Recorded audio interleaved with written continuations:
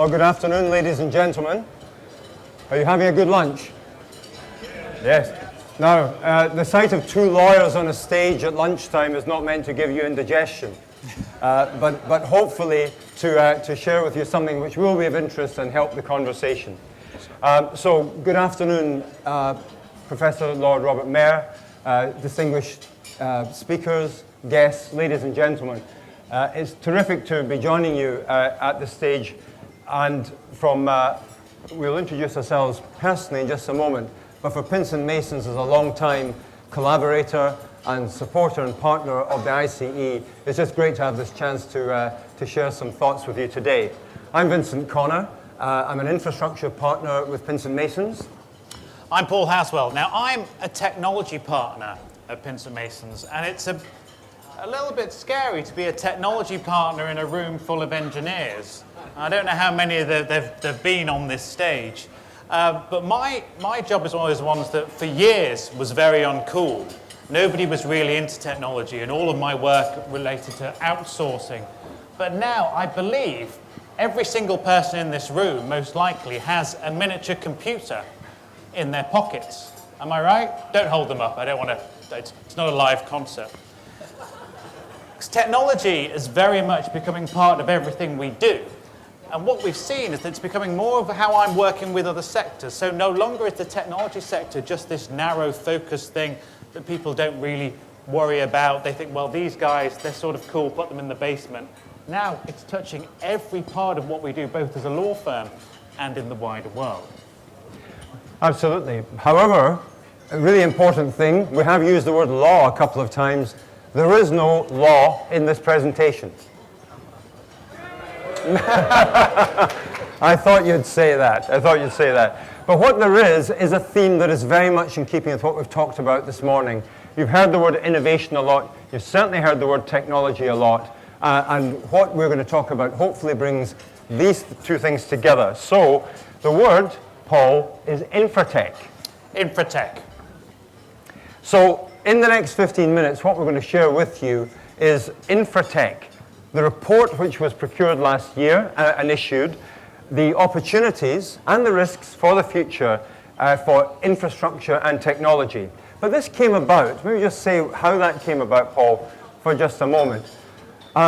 It's all based upon a report that Paul will tell you about in a moment.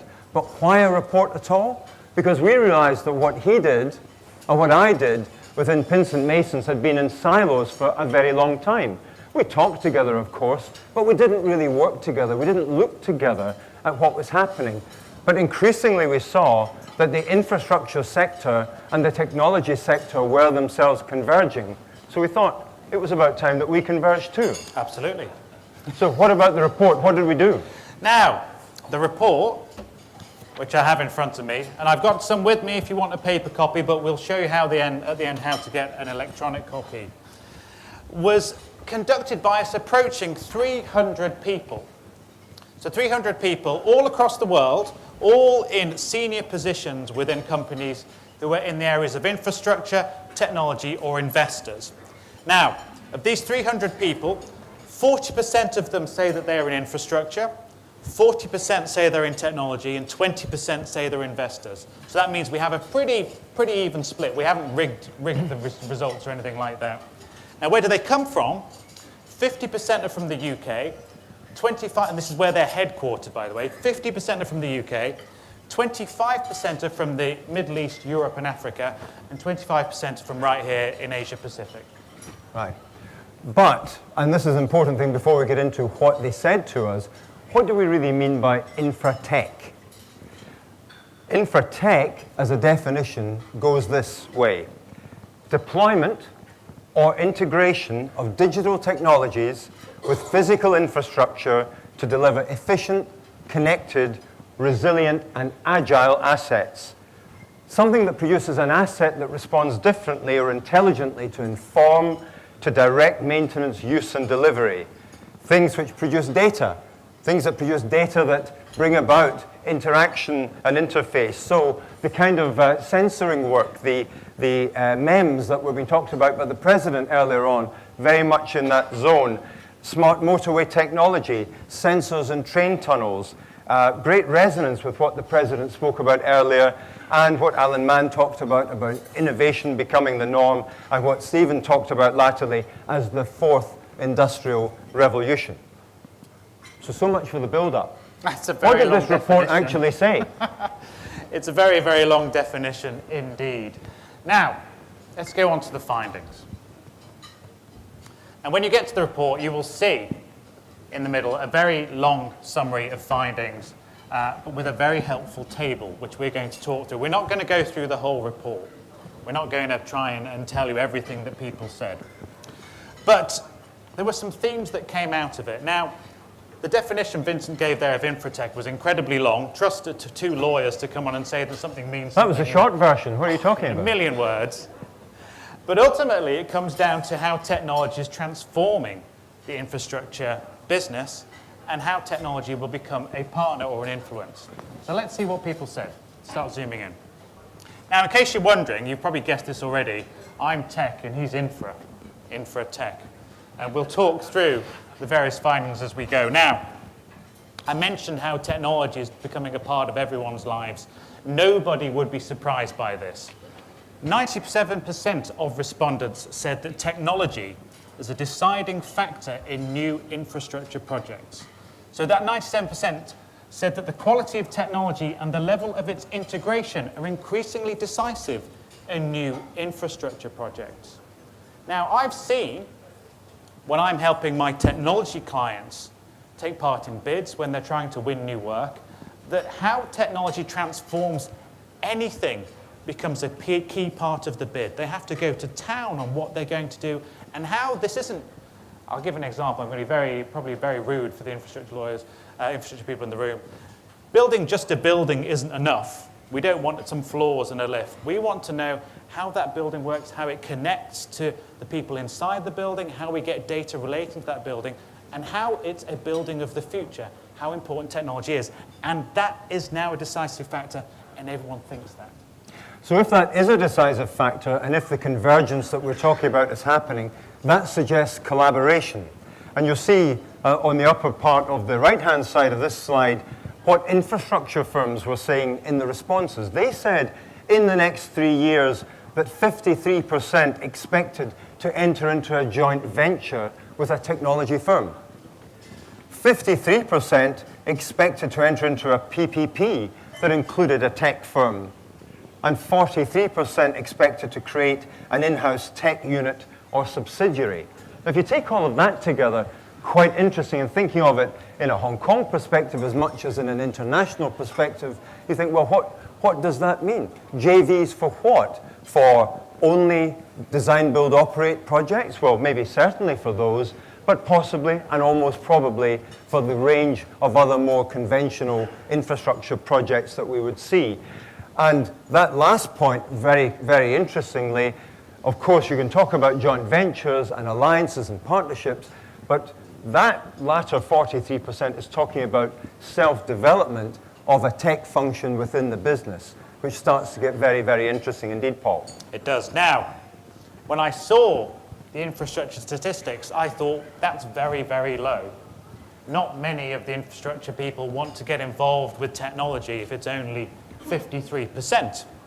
Then, my technology friends let me down by only coming in at 43%, thinking that they would actually be partnering, entering to JVs with a view to building infrastructure projects. So I thought, well, hang on, why is that? I mean, I thought for the infrastructure side, maybe it's because they're not aware of the technology, they don't know what the new projects are. But for the technology side, most of them are pretty switched on. Technology is making some great strides. It is lower. 43% expect a joint venture. 45% expect to enter into a PPP. But I think it's quite telling that we don't have the next line, which the infrastructure guys have, which is the creating an in-house tech unit or subsidiary. Maybe some of the technology firms might be seeing things in a different way, in an innovative way, and maybe in a scary way. We'll come on to that in a moment. Okay. So, Paul, back to you again.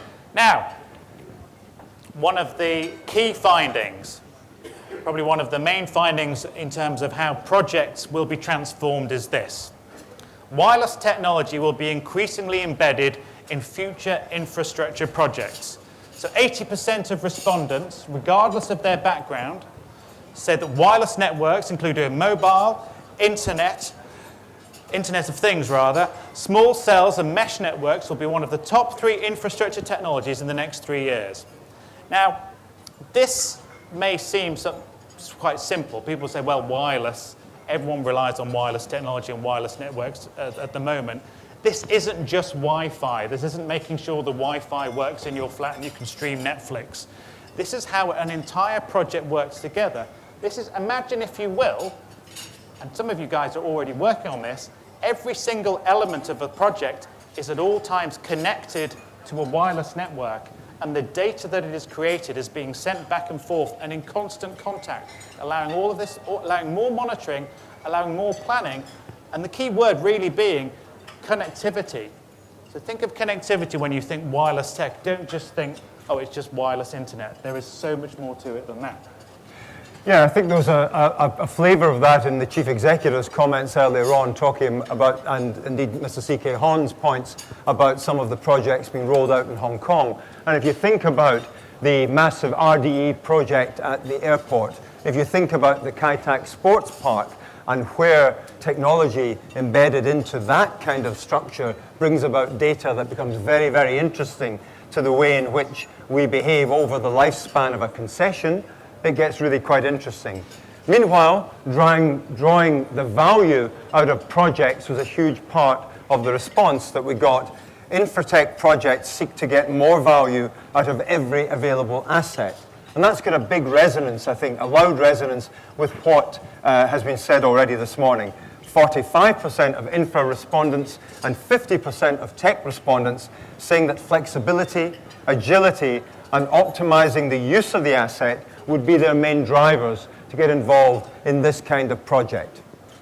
Paul. Now, I don't know if we've got anyone with a regulatory background in the room here before I say something that gets me into trouble. So the government have left, it's all right. Okay, nobody's going to take me away.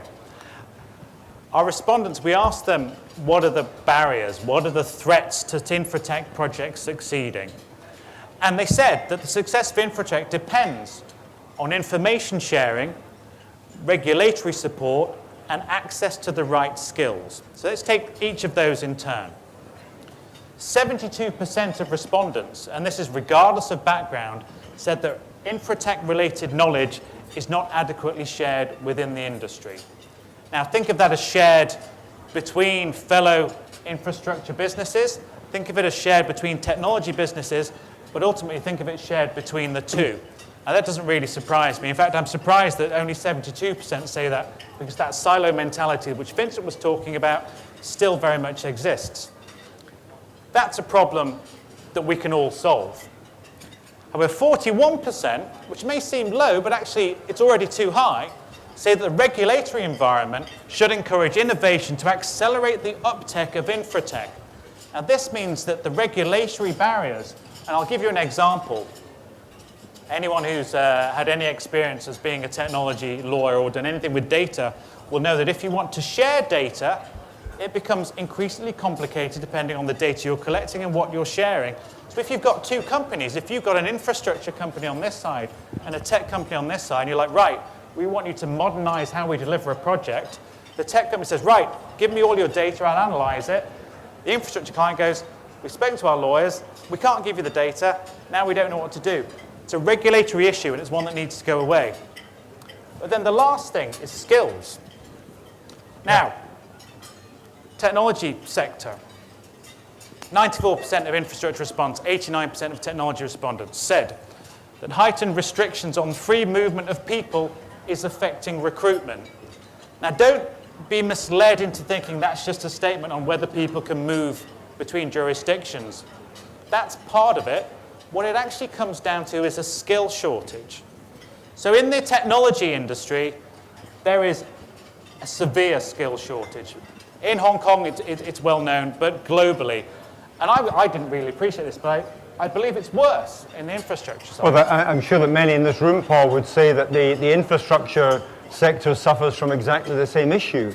But when you look at then the evolution of what businesses look like in the future that are more tech than they were before when they were more purely infra and vice versa, then that's either a collision of problems or it's the creation of opportunity, depending upon how you look at it. But nonetheless, at that point, as Paul says, don't be misled as to thinking it's only about a post-Brexit UK or the issues that we have in Hong Kong about the migration into Hong Kong of labour. It goes much deeper than that. Perhaps I just pick off on this of our last 2 points, Paul. Technology is a major draw for investors in greenfield and brownfield infra projects. This is a really important thing because, of course, nothing happens without money. Nothing happens without investment. 98% of investors in greenfield sites say the inclusion of tech as part of a greenfield bid will make them more likely to support it in the next 3 years. And almost a similarly large number, 96% of brownfield investors say over the next 3 years, the presence of tech will make them more likely to invest in an infra project. And you may ask, well, why?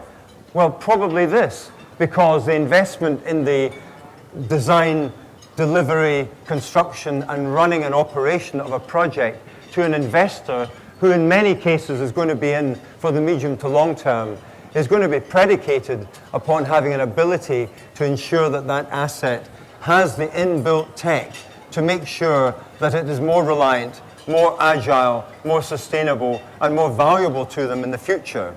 And the follow-up points, I guess, Paul, there, you might want to take. Well, essentially, certainly in terms of how sites are developed, and this has been picked up in some of the earlier talks, technology is a major draw for investors, but it's also a major draw in terms of transformation. Think how many sites currently exist which need to be overhauled in the next few years, but which have no technology basis. Think of it, we're in Hong Kong. There's a massive push towards smart cities in Hong Kong.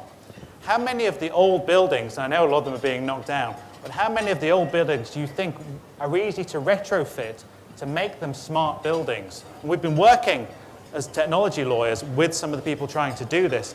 It's a major challenge, but also a major draw for investors because you transform an existing asset into something that is an asset of the future. Let's go on to the last slide. And final slide. Now, staying with investors, they're interested in infrastructure projects with a focus on efficiency and cost. So going back to what I was hinting at, 52% of investors say that infratech adds value by optimizing efficiency in asset classes. So what does that mean? I mean, that just seems like a load of words that doesn't really make any sense. It essentially means that the technology element means that your existing assets that maybe could only be used for one thing can suddenly be used for more things in more places. You know when and where they can be used, and you can track them. It becomes a lot more easy using sensors and using advanced technology to use what would normally be, and excuse my very primitive knowledge, a digger to dig more things in more places in different ways. And that was basically my construction law knowledge there, so apologies for that. 47% point to cost savings over the life of the asset. Now this one is quite straightforward. Technology has traditionally always been used to achieve a cost saving, but if you have something that is technology enabled and you're using it, and this doesn't just apply to infratech, I know these are the guys we're speaking to as the infrastructure and technology sectors, you can use that asset for more things. You save money because you're spending less on other assets. You're also saving money even if the initial capital outlay at the beginning of buying the asset was higher. You're not having to replace it. You're not having to use other devices. You're even saving manpower. So they're looking at savings over the life of the asset. So essentially, for an investor, infratech investment becomes a way to save money and increase efficiency. So it's win-win.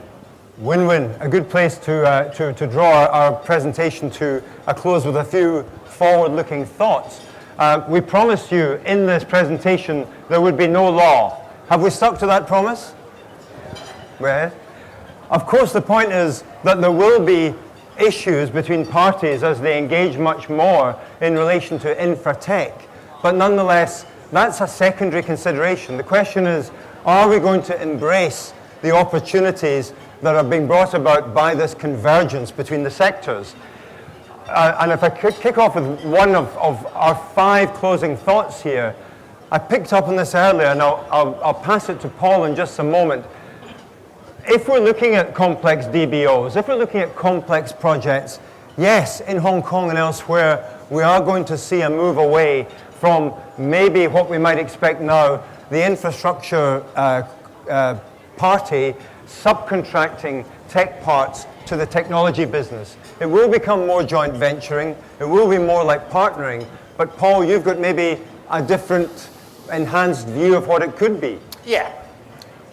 Now, again, I realize I'm a technology person in a room of engineers and infrastructure people, but I can see the door there, and I reckon I can make it if I make a run for it after this statement.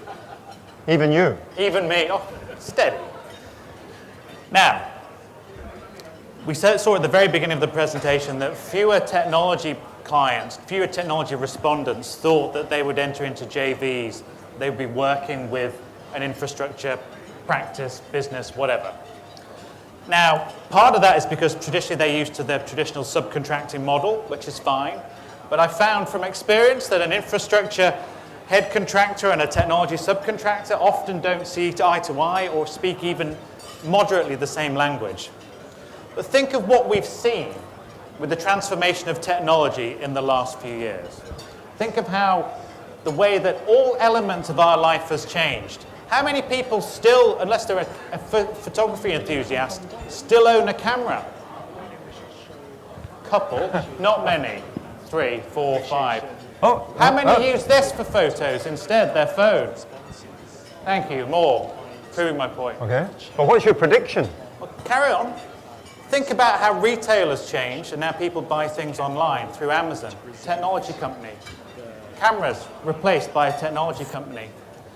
The issue is that technology companies don't stand still. They're prepared to try new things, they're prepared to fail and fail fast, but when they succeed and they often revolutionize an industry. My concern, and this is a warning more than anything else, is that if the infrastructure sector don't rise to the challenge, if they don't start partnering, if they don't start developing their own solutions and technology, we may see that the next big infrastructure partner, next big infrastructure company is not one of you guys, but actually it's Google or it's Apple.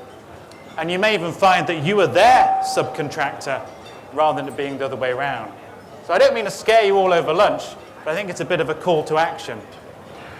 And if that happens, or however you engage with it, if the infrastructure company, be it consultant or contractor of the future, is much more technically enabled, I think that goes to Jean's point of earlier on about attractiveness and engagement with young people. We know that all around the world, the drawing in of young talent into the infrastructure sector is a challenge. But an infrastructure sector that is increasingly tech-enabled and tech-engaged becomes a much more attractive place to be. My final thought, though, Paul, is that for all the drive that the President spoke about earlier on and others have advanced on in terms of getting agility out of projects, there will still be a cultural and business clash between tech and infrastructure because of the long-term nature of infra assets and the short-term cycle of technology. I agree, there will, and it's something you'll all have to get used to. You'll have to recognize the different worlds in which you operate. But I've seen today, and indeed before today, some of you I know already quite well, and I've worked with you, that actually you're already embracing this change. You're already looking at ways to innovate.